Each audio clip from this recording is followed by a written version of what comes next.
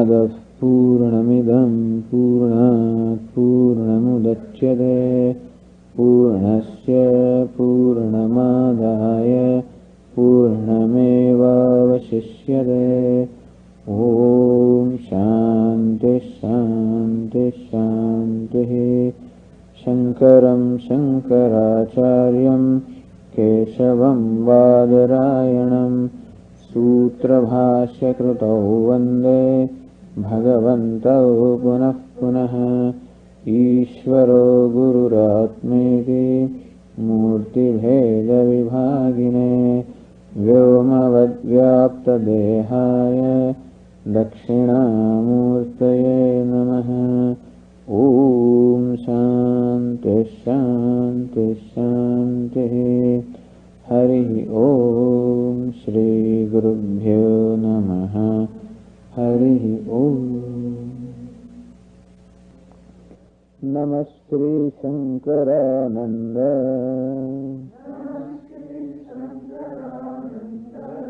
गुरुपादाम्बुजन्मने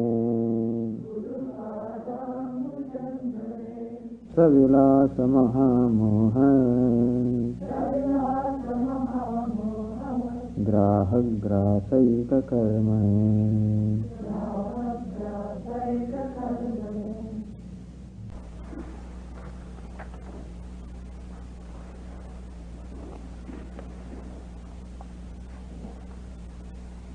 Chant from the first verse itself.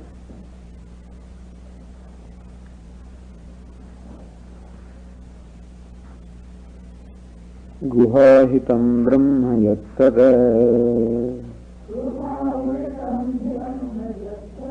पंचकोश विवेकतः बौद्धुं शक्यं ततः कोश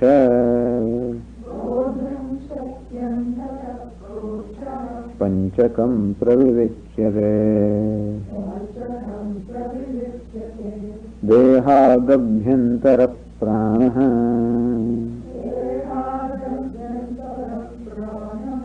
प्राणादभ्यन्तरं मनः ततः कर्ता ततो भोक्ता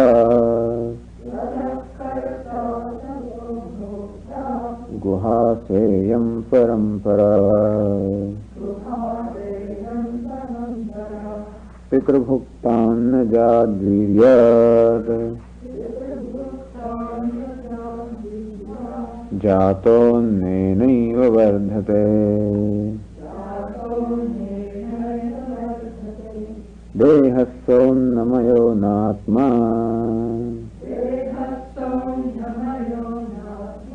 प्राक्चोर्ध्वं तदभावतः।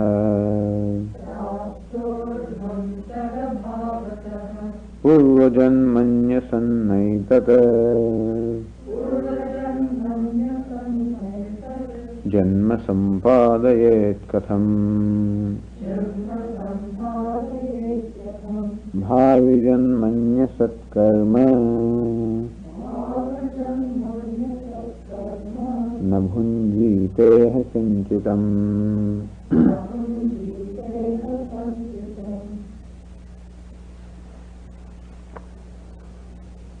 Expressing the five kosha, panchakosha viveka, meaning separating the Atma, the self, from the five sheets. First is a discussion of Annamaya kosha, Pitruhukta Annajad Viryad Jataha. This deha, this Sthula Shariram, is born from the food that is consumed by the parents. Annenaiva, meaning that it is born of Annam, or food.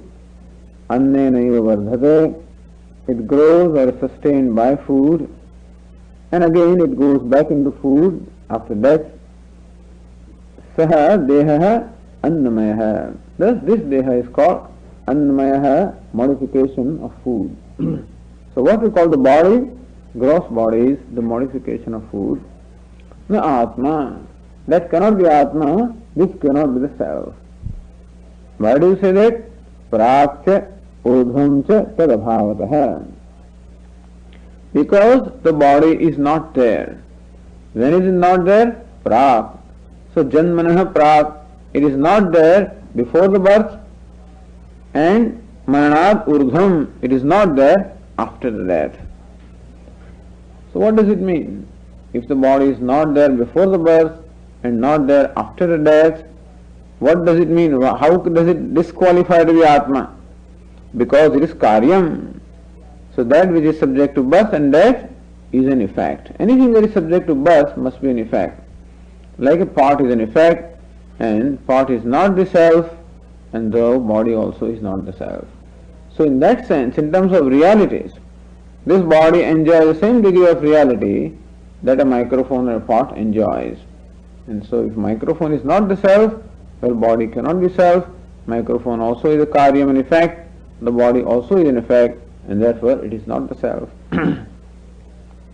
This seems to contradict our experience. You say that the body is not the self, or I am not the body. But how do you say that? Because I very much feel that I am body. Dehe pushte, aham pushtaha. When the body is doing well, what do I say? How are you doing? I am doing well. What is doing well? The body is doing well. The body grows, I say that I have grown. I am watching. You know what? I am watching myself growing, or whatever it is, So, how I am growing. So all of these expressions that we have are all based on the body, meaning the body is I. And therefore we say that okay, we do accept that body is an effect, means it's a product, alright. Like a pot is also a product, but just because it is a product doesn't mean that it cannot be I. You please tell us why a body should not be Atma. So we have to then point out what difficulties, what doshas will be there, what problems will be involved if we take this body as Atma or the Self. Purva Janmani Asan. This Deha Purva Janmani Asan. This body was not there in the previous birth. Janma Sampadayat Katham. So that which is not present earlier, how can it be born, at this point? So if this body itself is Atma, meaning that there is no Atma or the self other than the body, then definitely that this body had birth. Meaning that the body was not present before its birth. Meaning that there is no cause for this body to be born, because cause must occupy a point in time before the effect. So there is no cause for this body to be born. And if there is no cause for the body to be born, then how is the body born? Because how automatically implies the need of a cause. So in our mind, when a question arises, how is this body born? There is already an assumption that there must be a cause, because birth is a phenomenon or an event, and for any event there must be a cause. We say that the body is product of adrushta, meaning the subtle effects of karma performed in the past. Now if Atma is not there in the past to perform the karma, how can this body be born?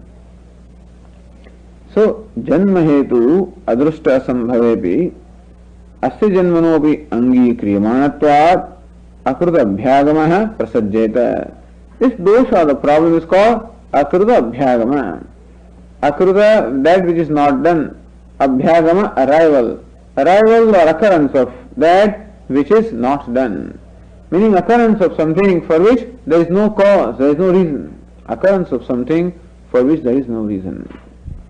That's the dosha, because we do not find anything in the creation which occurs without a reason. Question is, okay, there is a reason, maybe, just as a pot maker or a kulara makes a pot. So this poor pot is born because of action of whom? Action of the pot maker. Now how can this body also be born by the action of the parents? Why can't you say that?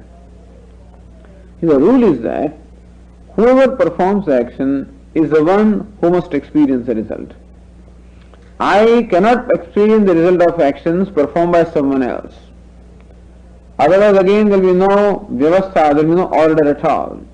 If I do something and you become the beneficiary of what I did, or I do something and you are blamed for what I did, in that case there will be no order at all. So rule also is that whoever performs the action must be the one who should experience the result. And so if body is the Atma and body is the product, then it must be present earlier in order for it to experience whatever experiences it is going through, and for which there is no, and it is not there before this birth, and therefore body cannot be Atma. Meaning that I cannot be a product of what my parents have done. My parents merely become instrumental in my birth, that's all we can say. Inasmuch as for birth to take place a certain phenomenon or a mechanism is necessary, for that my parents become only instrument. But this body is strictly the product of the actions performed by me in the past. And therefore, I cannot be the body, because body was not present before the birth. So someone else must be there who is other than the body, who must be present for this body to result. And so Atma, the I, has to be different from this body. Now suppose when you say body is Atma, the body dies, means Atma, the self, also dies. If you accept the death of the self, if you accept the birth of the self, then the problem is akrita abhyagama, occurrence of something for which there is no cause. If you accept the death of the self, then what happens? Tatha, now continuing the Tika, in the verse 4 it says, Tatha bhavi janmani api asya deha rupasya atmanah asatvat abhavat iha anushthitayoho punyapapayoho phalabhoktuhu abhavena hogamantarena api karmakshayah prasajyeda ayam krita vipranashah. Tatha bhavi janmani api asya deha rupasya atmanah asatvat, meaning abhavat. If you say that the body itself is a self, then after the death the body is not there, meaning the self is not there after the death.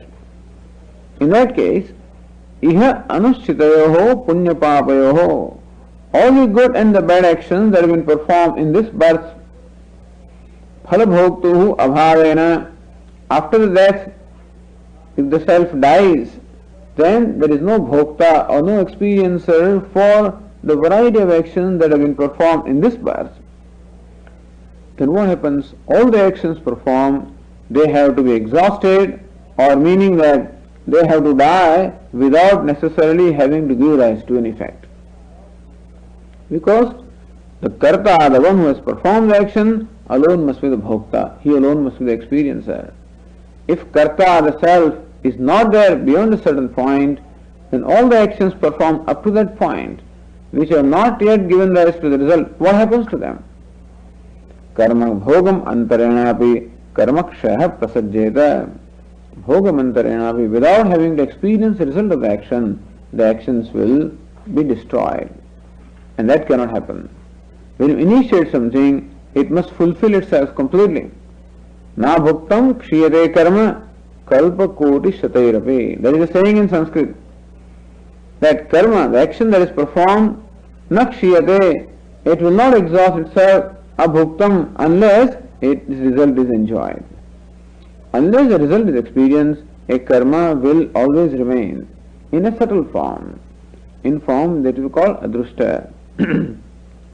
Kalpa koti shatairapi. If it takes hundreds and millions of cycles of creation, until then also this action in the subtle form will remain until it gives rise to its result. You see? So bhokta must be there. Who knows when will be the next time I will be born as a human being? I may have performed many actions that can be only experienced by a human body. And nobody knows when I will get the human body. It may take several kalpa also, or may not. And therefore, or I may have performed some actions that can be enjoyed only in a mosquito body, let us say.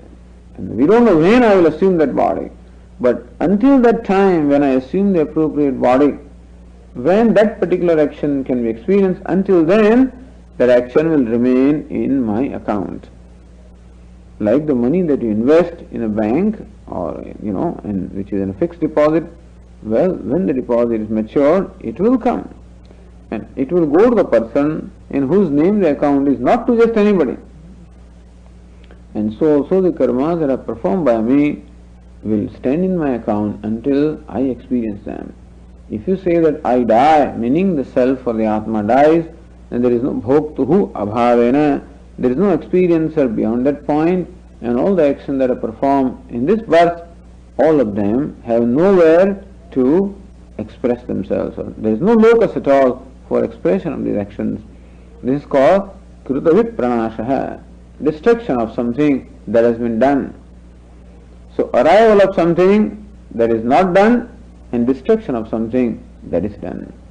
So in this life a person may perform number of virtuous actions, and by his death, if all the actions also die, then what happens? He is deprived of his fair result that he should get. At the same time, it is possible that a person may perform all kinds of foul actions, and then also if he doesn't pay for them, then again he gets away without the punishment or without the result that those actions have to give rise. And that cannot happen. That cannot happen because there will be no order in the creation at all.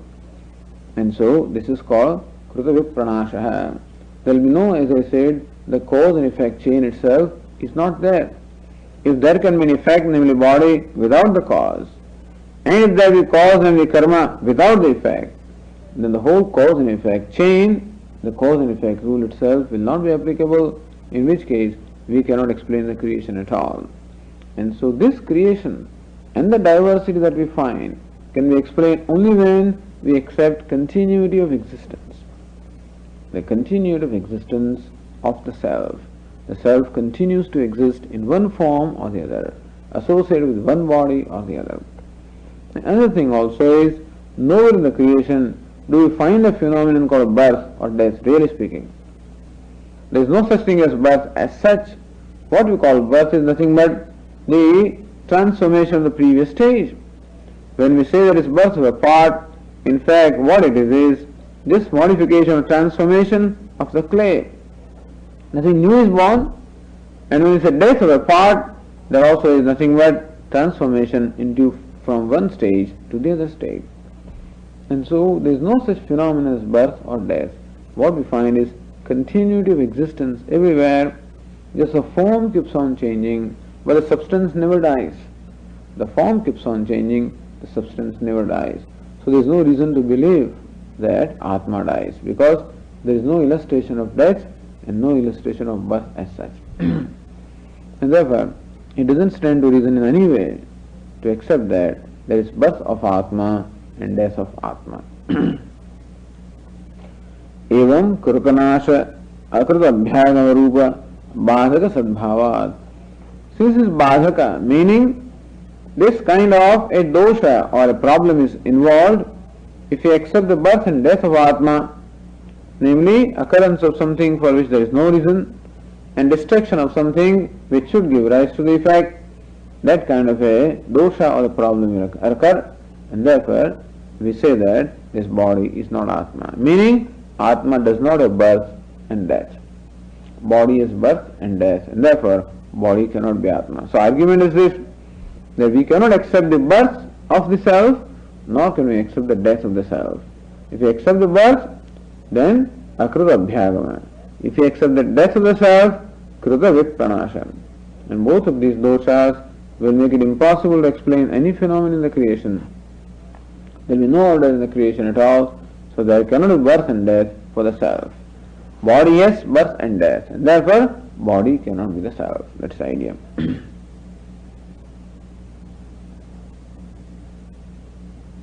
Atmanah karyatvam nangi kartavyam, and therefore we cannot accept that Atma or the self is karyam, is a fact. Iti bhavaha.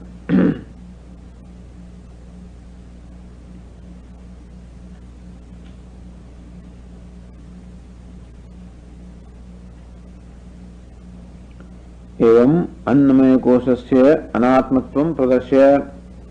This manner, having demonstrated that annamaya kosha, the gross body, is anatma, non-self, pranamaya koshasya swarupam tad anatmatvam cha darshayati. Next, the author proceeds to show how the next kosha, namely pranamaya kosha, what pranamaya kosha is, what is the so-called vital air sheath, and also further shows how it also cannot be Atma, it cannot be the self. Says in the verse 5, Purno dehe balam yachan Akshanam yah pravartakah Vayuh pranamayo nasau Atma chaitanya varjanad.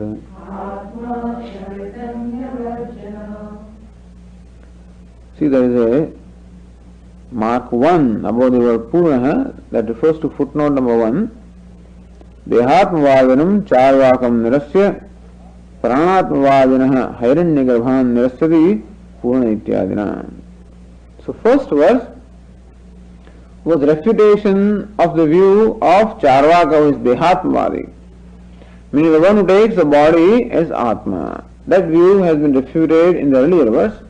Now there are other people who take the prana, the vital air, as the self. And that also is a matter of experience. That hunger, thirst, etc., which are in fact the characteristics of prana, the vital air, I take it to be mine. I am hungry, I am thirsty. And so, not only that, it is our experience also that when the prana, the vital air, departs from this gross body, we find that the gross body is dead. And therefore also it goes to reason to think that prana is Atma. As long as prana, the vital air, was there in this gross body, so long the body was alive, conscious, sentient, and the moment the prana departs from this body, the body is no more sentient. That shows that the body is sentient or alive on account of prana, and therefore prana should be called Atma. And so people believe they are called Hairanyagarbha. So those who believe that the subtle body of the prana is Atma, and that view is now not subtle body but prana itself. So Hiranyagarbha is the Kriya Shaktiman. So the one who is possessed of the Kriya Shakti or the power to act, that prana, the vital air, is Atma. There is a view held by some people. That view is also being refuted now in this fifth verse. It says Purno Dehe. The one who is Purnaha. Purna means one who pervades the entire body. This prana, the vital air, is that which pervades the entire body. Balam Yachan, and that which provides the balam or the power to this body. The power to act comes from prana, the vital air. Akshanam yah pravartakaha, and one who actually pravartakaha, one who directs or prompts the activities of akshana, of sense organs. Vayu, this Vayu is called pranamaya. It is called pranamaya kosha. Na asau atma. This pranamaya also is not Atma. Why do you say Chaitanya Varjanat? Because it is not conscious. Atma must necessarily be conscious. The self, now when you don't accept body as Atma, then everybody knows that I am a conscious being. Whereas this prana or Vayu, we know very well, is not a conscious thing. In fact, body also is not conscious, mind also is not conscious. But body has already been refuted. The Vayu, the breath in fact which goes in and out, is something that we know is not conscious or jada. Atma must be conscious, and therefore this pranamaya kosha also cannot be Atma. That's what the Tikakar explains. Yo Vayuhu Dehe Purnaha Padadi Mastaka Paryantam Vyaptasan. Yo Vayuhu, that Vayu or that air, Dehe Purnaha, one who fills up the whole body, meaning Padadi Mastaka Paryantam Vyaptasan, one who fills up or pervades the entire body from the soul to the crown. So from the soul to the crown, who pervades the entire body. So we know life is, in every cell there is life. And life is there means the vital force is there. So vital energy is that fills up the whole body or pervades the whole body from the tip to the top, or from the soul to the crown. Secondly, what does it do? Balam yachan. He gives us his swarupa. What is the nature of this pranamaya kosha is being explained here so that we can identify. When we are in the process of contemplation, then how do I identify? What is meant by this gross annamaya kosha? Then we can see, and we can, in fact this itself can become meditation. You are sitting quietly and you just deliberate upon this body. How the body is born? From the food. How it grows? Because of food. How it is sustained? By food. How it ultimately goes back into food. We can spend time to actually visualize this. And thus we will see how this body is nothing but modification of food. And that body has birth and death. I cannot have birth and death, and therefore I am not the body. Thus one can actually visualize, meditate on this fact in order to make this idea firm, because otherwise the body continues to demand that it is the self, and thus we have to spend time. Similarly, he is here explaining what is meant by this pranamaya kosha. What is this vital air sheath? Then that which pervades the body from the sole of the foot right up to the crown of the head, we can see how this vital energy fills up the entire body, makes it sentient. Balam yachan. Secondly, what is it that provides this balam or the strength? Vyana rupena samarthyam prayachan. The same prana has 5 different modifications. 5 physiological modifications are there. It's called prana, apana, vyana, udana and samana. This we all know very well. So prana is the respiratory system or the breath that is going out. Apana is the breath that is going in, or the system which is there for rejection.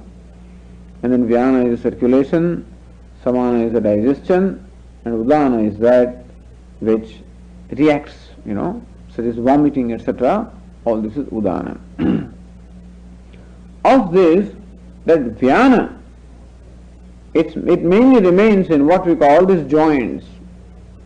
So that modification of the vayu called vyana, it primarily, its locus is where? In the joints. Remaining in the joints, it provides strength to the body. And generally speaking, when both the prana and apana stop, at that time this vyana becomes particularly manifest. What is prana? The breathing in. Breathing out. What is apana? Breathing in. When both of them stop. So that is the moment when you want to exercise strength. Take the case of the one who is shooting an arrow. Performing a task that requires strength. And when he shoots that arrow, at that time the total concentration is there. His breathing stops momentarily when he does that. Or whenever you are lifting something, or when you are doing something that requires strength, then you find that prana and apana, both of them stop. The breathing in and out stops momentarily, and that vyana, that vayu, which is there in the joints, that now becomes active, provides the strength to perform a task that requires strength. So that is called vyana vayu. So who provides the strength? That vital energy in the form of vyana. Vyana rupena samarthyam prayachan. As vyana is a modification vyana, this prana is that which provides us samarthyam, the strength to the body. What else does it do? Akshanam yah pravartakaha. Akshanam chakshuradinam indriyanam pravartakaha prerakaha vartate. So he is again the force, this pranamaya is a force behind all our sense organs. Organs of perception as well as organs of action. That is the reason why these organs of perception and organs of action are also called prana. Elsewhere in the Upanishad, very often the sense organs are also referred to, or they are also called by the word prana. In a secondary sense, primary sense, this is prana. In a secondary sense, the sense organs are also called prana. Because, and we know, and it is also said that in the eyes the prana vayu remains. So prana vayu is that which in fact gives the ability for the eyes to perceive. Vyana is a vayu that gives ability to ears, to be able to hear. Thus associated with every organ of perception, there is that modification of vayu. And thus the organs of action as well as organs of perception, all of them are prompted by or directed by or regulated by this prana. When the prana becomes weak, as the age advances, when the vital air becomes weak, we find that the functions of our sense organs also become weak. Now, Swamiji, I am old, I can't see, I can't hear, now I cannot lift much weight, I cannot climb up, and so on and so forth. I cannot, do so many things when the pranas become weak. That shows that prana is that which in fact provides the energy or the strength behind the organs of action and organs of perception. It is also prana. Pravartakaha, prerakaha. So one who prompts, one who directs, or one who, the one that is the prompting force behind the organs of action and perception. Savayu pranamahari uchyate. This vayu, after all, what we call prana is nothing but this ordinary air. That air which is outside, that alone becomes our breath, and that alone gets modified into what we call the different pranas, prana, apana, vyana, etc.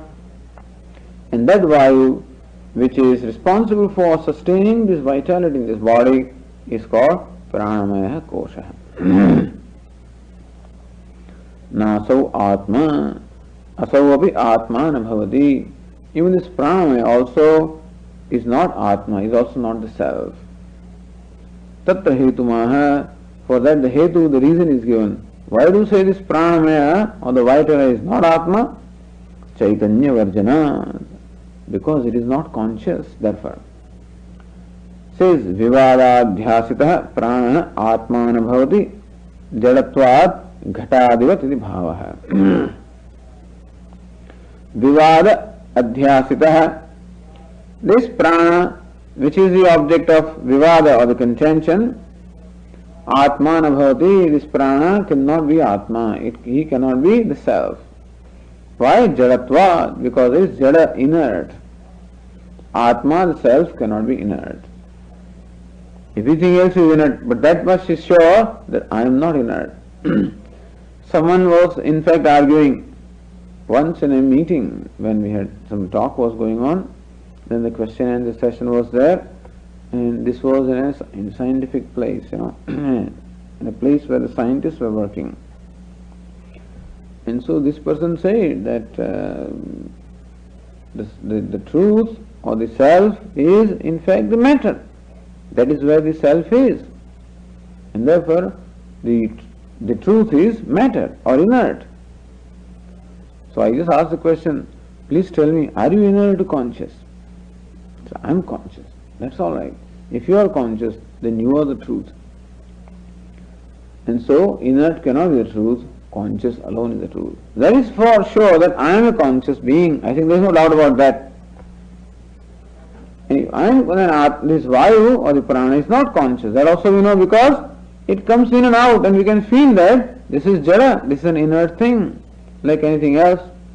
If jada also means paraprakashya, something that is drishyam, that is seen, something that is objectified, and therefore I am the subject who is the conscious being, and the prana cannot be the Atma.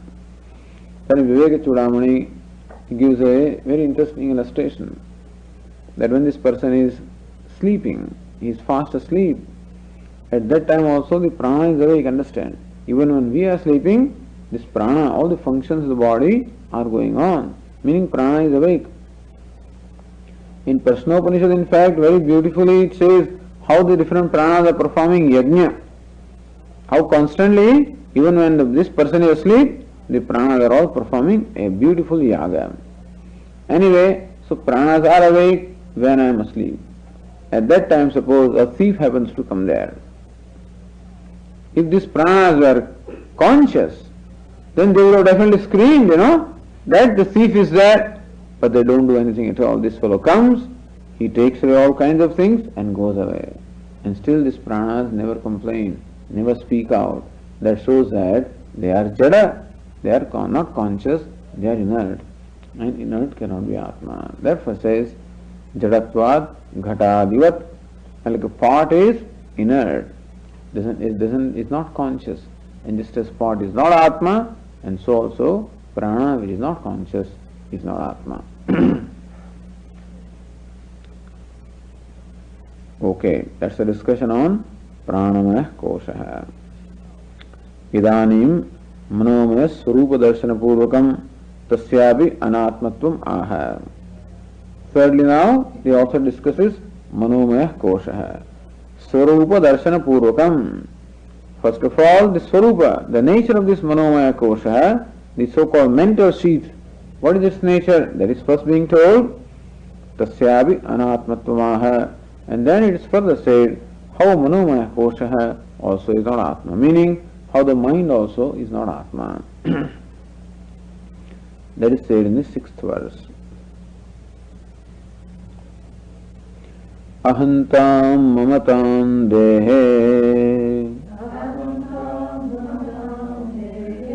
gehadau chakaroti yaha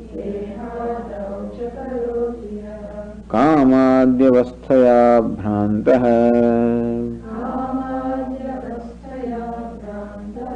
नासावात्मा मनोमयः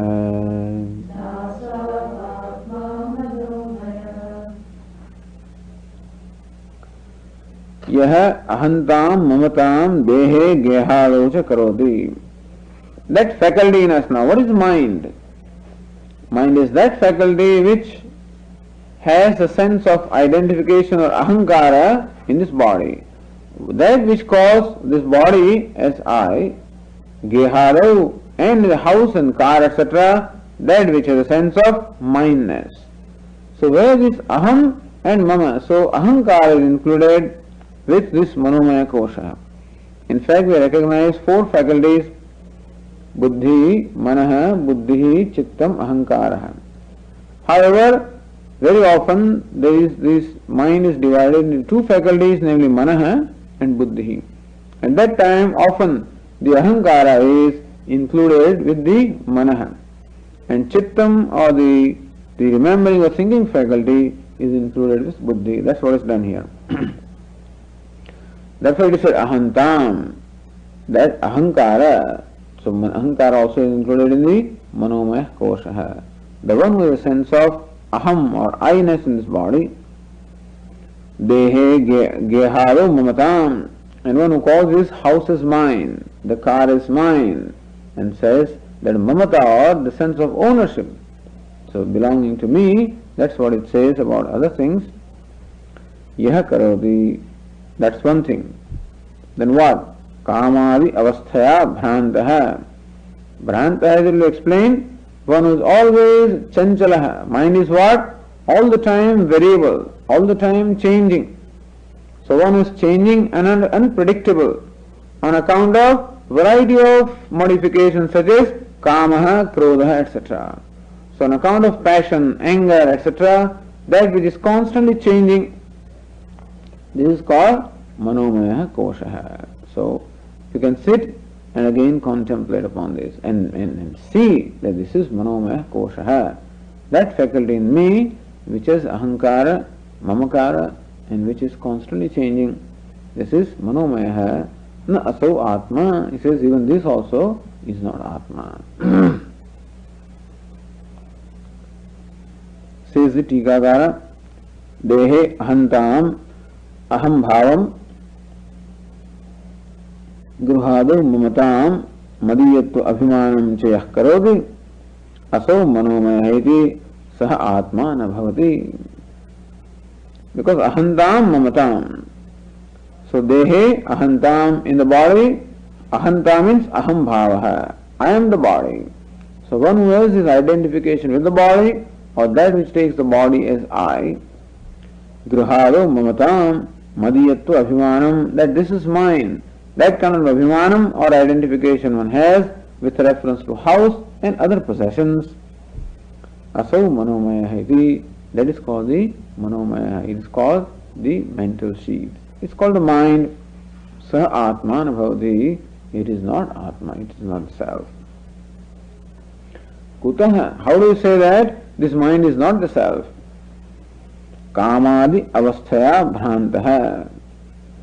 This is the Bhrantaha is the Visheshanam, the adjective of this mind. Bhrantaha. So this Manomaya, the mental sheath is Bhrantaha. Now Bhranta means deluded one way, or Bhranta means constantly wandering. So Brahmanam, Brahm is a root, and Brahm also means to get deluded, or Brahm also means to wander. So Bhranta means one is constantly wandering or constantly changing. And so the point is in this verse, a specifically hetu is not given.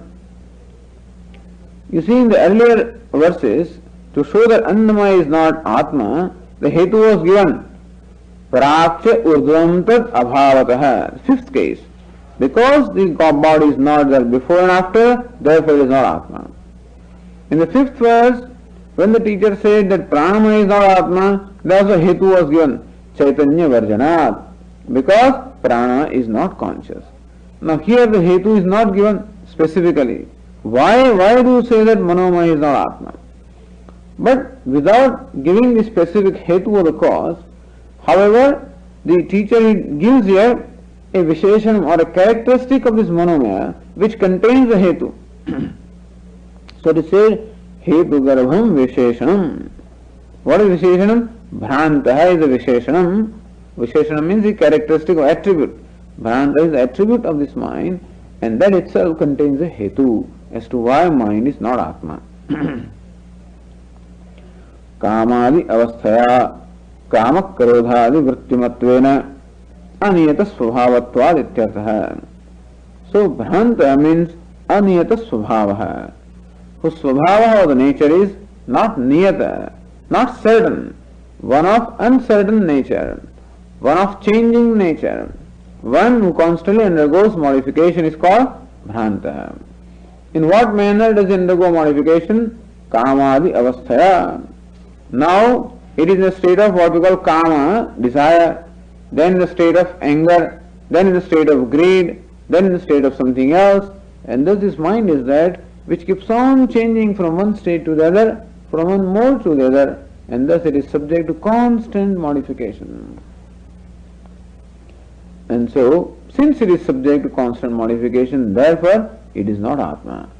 And so, that hetu or the reason is contained in this Visheshanam Bhrantaha. And that is what is said by the Tikakara, Manomaya Atma Nabhavati Vikaritvat Dehavat iti bhavaha. Manomaya Atma Nabhavati. This mind is not Atma, not the self, Vikaritvat, because it is subject to modification, dehavat, like the body. See, interesting thing is, the illustration, Drishtanta is dehavat, just as body is. Because body is already proven to be anatma. And when it is proven to be anatma, then it can become Drishtanta. Body was said to be anatma because it is karyam. But body has many other characteristics also. What is another one characteristic of body? Subject to change. Right now is Dehinosmin yasadehe kaumaram yovanam jara. Now this body is like body of a child, then the body of a young man, then the body of an old man. Thus the childhood, youth, old age, all these modifications the body is constantly undergoing, and body is anatma. Therefore, whatever undergoes modifications also is anatma. This is the Drishtanta is where both the sadhya and the hetu are to be found. So, body is Drishtanta, the illustration. What is sadhya? Anatma. So, body is anatma, proven. What is the hetu, the cause? Vikaritvat. Body is constantly undergoing modification. So, both the hetu and the sadhya are found in Drishtanta, and in what we call Manomaya, the hetu is found, namely Vikaritvat. The sadhyam, namely anatmatvam, also is proven. So, Manomaya Atmana Bhavati Vikaritvat. This mind or Manomaya Kosha cannot be Atma because it is constantly subject to change. Dehavat Vibhavaha, like the body is.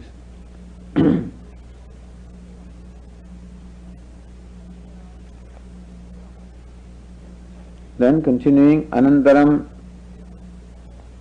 Kartru Shabdavachyasya Vijnanamaya Swarupam Pradarsan tad anatmatvam darshayati. Anantaram, footnote number 2 says, Manomayasya anatmatva sadhanantaram iti bhavaha.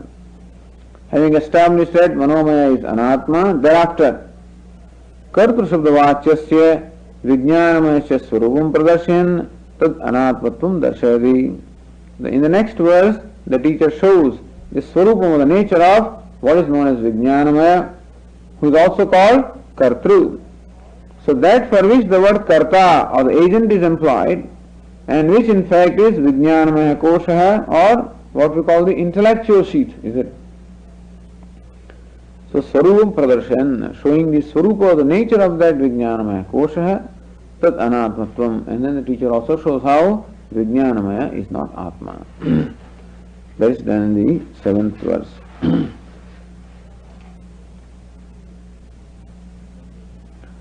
Lina Suptau Vapurbodhe Vyapnuyadana Khagraga Chichayopeta Dhirnatma Vijnanamaya Shabdabhaga.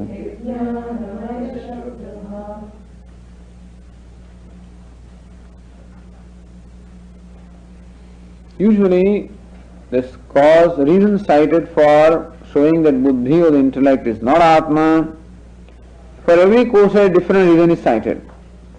The reason cited for buddhi, for not being Atma, is Lina Suptau. In the deep sleep, his intellect is not there, is not functioning. Intellect is not there in deep sleep. Vapur Bodhe, Vyapna Bodhe. Again, when one wakes up, Vapuhu Vyapnayad Anakhagraga. And then, once one wakes up, then this buddhi pervades the entire body, Anakhagraga, beginning from this nakha. Nakha means a nail. So beginning from tip of the nail, it pervades the entire body once one wakes up. Meaning the buddhi is not there in the deep sleep, and then it is there when we wake up. So this buddhi has what we call the birth and the death. Buddhi arises and again completely dissolves. So buddhi is subject to arising or being born when we wake up, and again completely being unmanifest when we go to sleep. Becomes manifest and unmanifest. Thus it undergoes change.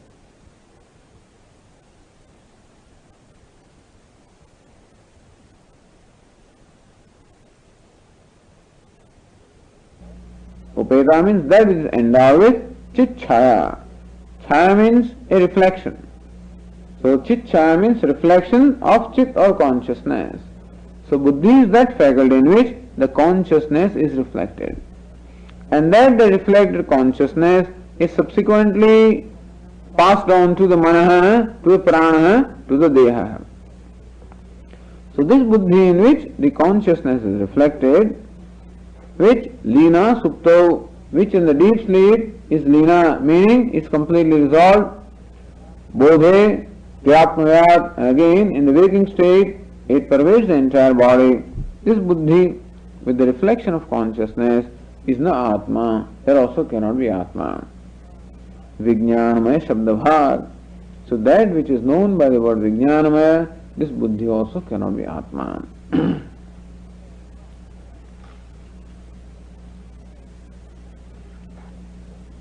Explains here the commentator, Ya Chichayopeta Dhihi Chidabhasayukta Buddhi Suptau Suptikale Lina Vilina Sati Bodhe Jagaranakale Anakhagraga Nakhagra Paryantam Vartamana Sati Vapuhu Shariram Vyapnayat Samvyapya Vartate Sa Vijnanamaya Shabdabhag Vijnanamaya Shabdena Uchyamana. So second line says Chichaya Upeta. Says Ya Chichaya Upeta Dhihi. Dhihi means Chidabhasa Yukta Buddhi. So this buddhi is a faculty where consciousness is reflected. It is made of sattva. It is closest to the Atma. Buddhi is the closest to the Atma, and therefore that is where Atma or the consciousness is reflected. So Chidabhasa Yukta Buddhi, just as the sun gets reflected in the water of bucket, and so also the Atma sort of gets reflected in the Buddhi. But don't imagine Atma standing separate from Buddhi and being reflected. That's not the idea. Although when we give the illustration of reflection, the sun is in one place, the water reflecting medium is another place, and then the reflection takes place. So whenever the illustration of reflection is given, associated with it is the idea of duality, of the bimba and the pratibimba, or the image and the reflecting medium. They are different. But that is not the case here. It is not that the Buddhi stands apart from the self and the self gets reflected in the Buddhi. But then whatever effect is created by reflection, similar effect is created here. When the sun is reflected in a bucket of water, how the sun seems to be limited, how the sun seems to have entered the water, how it seems to be limited by the dimension of water, how it seems to be also limited by the characteristics of water. If the water is muddy, then the sun also appears to be dull. If the water is restless, that sun also appears to be restless, and how therefore it seems to be taking over or identifying with the attributes of water. So this kind of phenomena happen with Atma, and therefore we say that Atma is as though reflected in Buddhi. So reflected in Buddhi, I take myself the size of Buddhi. Buddhi is confined to his body, I say that I am confined to the body. Buddhi is inside the body, I say that I am inside the body. When Buddhi is restless, I say that I am restless. Buddhi is ignorant, I say I am ignorant. And thus the limitations of the Buddhi are superimposed upon the Atma, and therefore we say that Atma is reflected in the Buddhi. Also, what happens to the water? That water becomes bright. Water by itself is not the nature of light. Water cannot illumine. But when the sun gets reflected in the water, water as though gains the ability to illumine. Or the mirror, for example, mirror itself cannot illumine anything. But when the sun gets reflected in the mirror, you can in fact illumine some room or some place with that reflected light.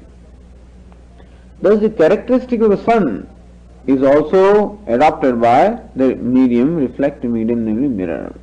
And so also Buddhi appears to be a conscious entity. So consciousness of the Atma is as though, is as though received by the Buddhi, and limitations of Buddhi are superimposed upon the Atma. Thus this anyonya dhyasa, or this mutual superimposition is there. Therefore the illustration of reflection is given. Ya chichayopeta dhihi, upeta means yukta, ya chidabhasa yukta buddhihi, that intellect which endowed with the reflected consciousness. Supto meaning suptikale, lina meaning vilina sati, it becomes vilina, it becomes totally merged. This buddhi gets totally merged in the deep sleep. Where did it merge? It merges into its own cause, namely ajnanam. So buddhi also is product of ignorance. In the deep sleep, the buddhi gets totally merged into ignorance. Lina sati. Bodhe meaning jagarana kale, anakhagraga, nakhagra paryantam. A means paryantam, samantad. A here means paryantam, vartamana, sati. And then when we wake up, that buddhi manifests itself as present throughout the body, right up to our nails, meaning up to the tip. The buddhi manifests itself as present throughout the body. That same buddhi, because we don't know in the deep sleep. In the deep sleep there is no sensation. If somebody touches me, somebody does something to me, we don't know. Very often the mosquitoes bite us and all kinds of things happen. We are not aware of them. We just know it by the stains of blood when we wake up in the morning, that yes, mosquito bite was there. Funny thing, sometimes, has anybody experienced or known how a mouse also bites you? So this mouse, they're a funny creature. They say that the mouse bites, at the same time blows air, so that you don't feel that you are being bitten. Except that when you finish the task, then there is a big thing there, that's all. So when you wake up in the morning, you find that in the sole of a foot or somewhere, there is a big, swelling there. Because the mouse came at night and bit you, but you didn't know that. Why? Because that consciousness was not there. Only when the buddhi pervades the body, then alone we will know, we will be aware of every point in the body. In the deep sleep, the buddhi doesn't pervade, and therefore we are not aware. That's the idea here. Anyway, so this buddhi merges into ignorance in the deep sleep, because manifest when we wake up and pervades the entire body up to the tip of the nail. That faculty is called buddhi. You recognize this. He is telling us here what is the nature of this vijnanamaya kosha or buddhi. It is that which receives a reflection of consciousness. It is that which is not available in the deep sleep because it merges into cause. It is that which pervades the entire body right up to the tip of the nail. So that is buddhi. Vapuhu shariram vyapnuyat samvyapya vartate. It pervades the entire body. Sa vijnanamaya shabdabhag vijnanamaya shabdena uchyamana. So that buddhi comes to be called vijnanamaya. It comes to be designated as vijnanamaya. That's what kartrutva is earlier stated next. So, asavapi atmana bhavati. So here also the hetu is not specifically or explicitly given by the teacher, but the Tikakara tells us what is the hetu or the cause and reason involved in saying that this vijnanamaya kosha is not atma. Asavapi atmana bhavati virayadi avasthavatvat ghatadivat ityartha. This buddhi also cannot be atma. Why? Vilayadi avasthavatvat. Say the footnote number 1. Utpatti nashvatvad iti ashaya. So vilaya means merging. The adi shabda is there, Adi etc. Merging etc. Etc. means what? Utpatti vinasha. Utpatti means it is created when we wake up.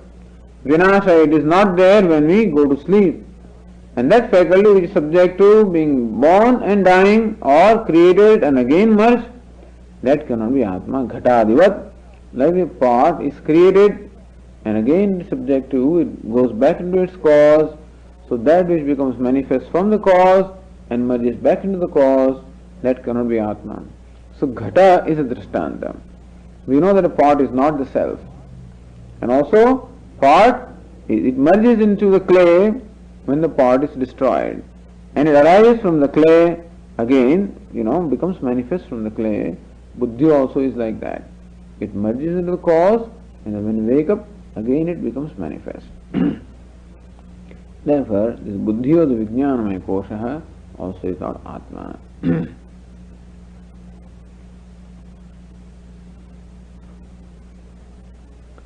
The question was asked, Nanu manobuddhyoho antahkaranatva avisheshat manomaya vijnanamaya rupena koshadvaya kalpana anupanna iti asankya kartritva karanatvaabhyam bheda sadbhavad ghatate eva manomayatvad bheda hityaha.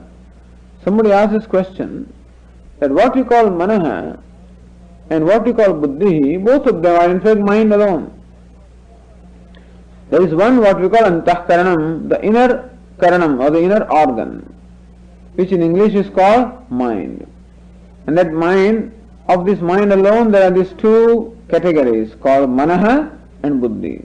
So that faculty which does all the sankalpa, vikalpa, meaning all the doubts, etc., that's what we call manaha. And that faculty which asserts or which knows, that is what we call buddhi. But basically both of them are antahkaranam. Both of them are mind alone. So manobuddhyoho antahkaranatva avishesha. Avishesha means samanatvat. Since both are antahkaranam, both are inner organ. Manomaya vijnanamaya rupena koshadvaya kalpana anupanna. We do not see anupanna means what? Yukti viruddha. We don't find any yukti or reason, unreasonable, untenable. So So when the faculty is one alone, how do you divide it into two, namely Manomaya and Vijnanamaya? Because what is mind? See, mind is nothing but flow of thoughts. Mind is what? A flow of thoughts. At any point in time, what is mind? A given thought. And one thought arising after another thought, this whole series of thoughts is called mind. What is mind? Now when you say Manaha, when it says doubting, etc., what is that? That is also a thought. When you say Buddhi, meaning ascertaining, deciding, that is also what? That is also a thought. So what you call Manaha is also thought. What you call Buddhi, that also is thought. If both are thought alone, then why do you categorize them as Manomaya and Vijnanamaya? Because Avishesha, in as much as both are thoughts, there is no difference between the two, and when there is no difference between the two, then why do you create this difference? That one is Manomaya Kosha, other is Vijnanamaya Kosha. Iti Ashankya. We do not find any reason in that in your classification. When it is said, then it says, Kartrutva Karanatvabhyam Karanatvabhyam Bheda Sadbhavat. He says, well, even though both are the nature of thought, still there is a difference in the kind of thoughts. Kartrutva, Karanatva. What is the kind of a thought where Kartrutva, the sense of doer or agency is involved? Karanatva, another is a thought which is Karanam or which is an instrument. So one is Karta, other is Karanam. That difference being there, Bheda Sadbhavat, since that Bheda or the difference is there, this Ghatate, what? Ghatate eva Manomayatvadi Bheda. Therefore this distinction, that one is Manomaya and the Vijnanamaya, that Bheda or the distinction definitely is possible, is right or is tenable, because even though both are thoughts all right, but still one is a thought of the nature of Karta, other is a thought of the nature of Karanam. That's what he says in the verse 8 here. Kartrutva Karanattvabhyam Vikriyetantarindriyam Vijnana Manasi Antaha Bahischaite Parasparam. Kartrutva Karanattvabhyam Vikriyeta Antarindriyam. This Antarindriyam meaning this inner organ, Vikriyeta, it does undergo a vikara or modification in the form of Kartrutva and Karanatva. Vijnana Manasi Antarbahihi cha ete Parasparam. So therefore we have these two, Vijnana Manasi, Vijnanamaya Kosha and Manomaya Kosha, Antarbahisya ete Parasparam, and also with reference to each other, one is inner and one is outer. So two kinds of differences are being told here as to why we distinguish this mind as Vijnanamaya and Manomaya, is that their functions are different, that one is of the nature of Karta, other is of the nature of Karanam, and secondly, one is inner and other is outer. These two differences being there, we are quite justified in this, categorize them as two different koshas. That's what he explained there. So, Kartrutvaiti says footnote number 2, Manomaya Vijnanamayoho Vaishishtyam Darshayati. Okay. So that Vaishishtyam means that difference which is there between Manomaya and Vijnanamaya is being shown by this verse. Antarindriyam Antahkaranam Kartrutva Karanatvabhyam Kartrurupena Karanarupena cha Vikriyeta Parinameta Ityartha. So this much we know, that even what we call mind, in mind there's these two different distinct faculties are there. We often find that one part of the mind is watching another part of mind. One part of mind is directing another part of mind. This is what we experience. And who is the part that is watching? That Karta, the agent. And that other part which is directed is which one? What we call Karanam, or the instrument. And so, sometimes the mind acts as an instrument. So when we gain perception of these different objects of the world, then there is a faculty called Manaha, which is instrument of gaining the knowledge and getting all the data. So sometimes our mind functions as gathering the different data, different information of the data about the objects, about our experiences. And there is another faculty which evaluates all this data. So that which evaluates the data makes the decision and then decides what is to be done and performs the action, directs the action. That is another faculty. So one faculty is perceives. So this is a glass, this is a book. So data which is presented by the eyes, when I say this is book, that may be based on data presented by different faculties. Or when I say this is rose, it may be the result of the data presented by the eyes, by the touch, by the smell. And so all this data is synthesized by a faculty, and from there comes this perception or this knowledge. This is a rose. This knowledge is presented for consideration to another faculty called buddhi.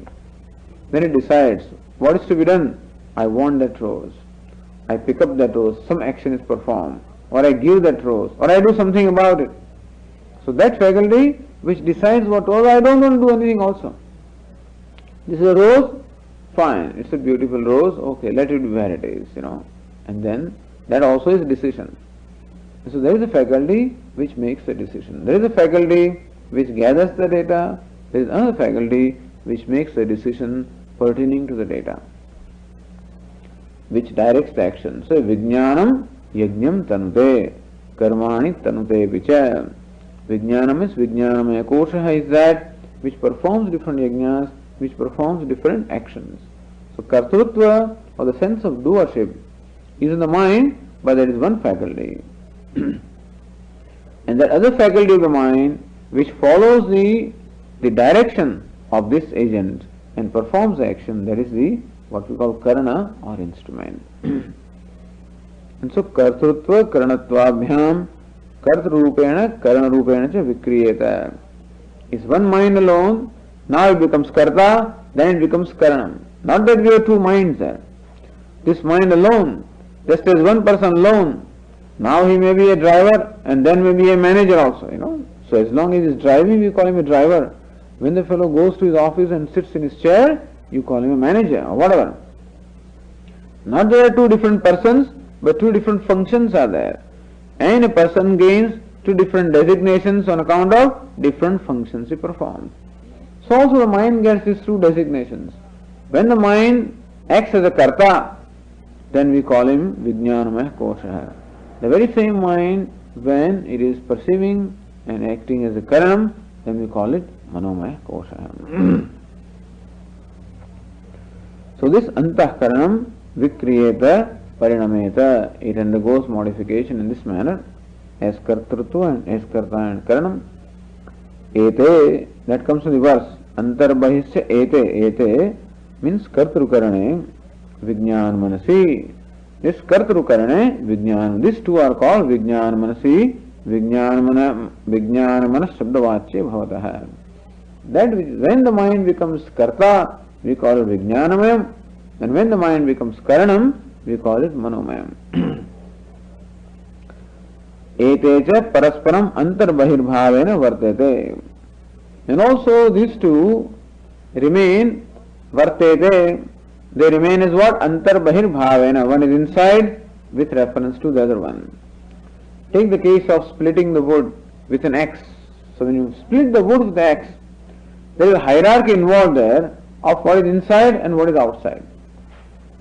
We would say that this splitter of the wood splitter is inside with reference to the axe, and axe is inside with reference to the wood. Because who is more important, who is the controller, so that decides what is inside or what is superior. Inside doesn't necessarily have to be in terms of space. Inside can be in terms of subtlety, superiority, controllership. So the woodcutter controls, therefore he is innermost. Second thing is the axe, which is inner with reference to the wood. And just as we use the word inside and outside, superior and inferior, in the same manner we use the term with reference to buddhi and manaha, that buddhi is superior to the mind. It controls the mind. The different doubts, etc., which arise in the mind, ultimately, who makes a decision about them? The buddhi. So, deciding faculty buddhi is a controlling faculty with reference to the mind. Or the karta, the agent of action, also controls the instrument. Just as the woodcutter controls that axe, so also the buddhi controls the mind and makes the mind do things according to its desire. Therefore, they enjoy a place, parasparam. What is the place they enjoy? One is inner with reference to the other one. One is superior to the other one. One is controller of the other one. So this distinction also is there. So the functions are also different and the positions are also different. Therefore, we are quite justified in dividing the mind into two categories, namely Manomaya and Vijnanamaya. Okay.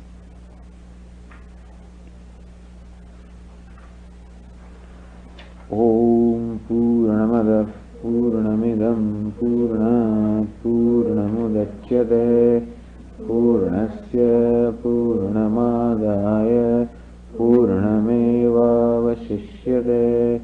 Om Shanti Shanti Shanti. Shankaram Shankaracharyam Keshavam Badarayanam Sutra Bhashya Krutau Vande Bhagavantau Punah Punah Ishvaro Gururatmeti Murti Bheda Vibhagine Vyomavadvyapta Dehaya Dakshinamurtaye Namaha. Om Shanti Shanti Shanti. Hari Om Shri Gurubhyo Namaha. Hari Om.